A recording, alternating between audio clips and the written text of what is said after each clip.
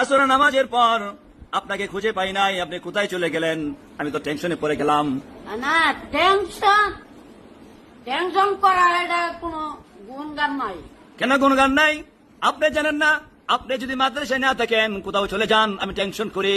না, আমি আপনার ছাড়া কোনো যাই নাই সেটা কর না। আজকে গিয়েছিলেন? আজকে গেছি ওই দোকানে ওর একটা চা খাইতাম। আপনার শাস্তি হলো আপনি আজকে এশারে আজান দিবেন, এটা আপনার শাস্তি। কেন বলে গেলেন না?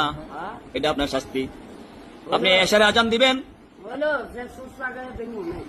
মামার শাস্তি হলো এশারে আজান আপনি দিবেন আজকে। যদি ভুল করেন আবার আজান দেওয়াবো।